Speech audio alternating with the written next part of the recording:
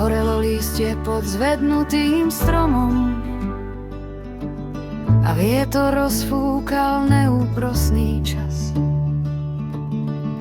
V diaľke nad citovým zlomom pichliače ruží ležia v tmavom ihličí. Keď život pocíti, že so smrťou hraničí,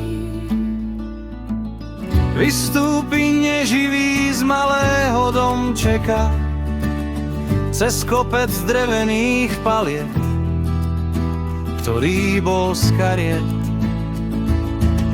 Zacíti vôňu dymu, keď znovu sa chce ohrievať,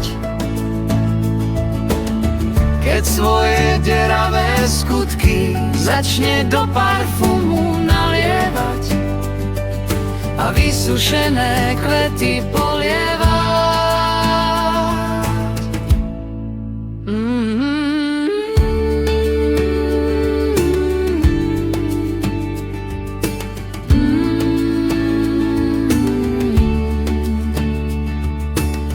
Nesmelo postaví sa na poli a pocíti prázdno nevôli. Potom sa na ľudskú bytosť premení, kde jeho duša pramení, ktorú vždy hľadal náhlivo, keď život rúzgal bláznivo. Vystúpiť cez bránu trápení a zavolá celý zmámený.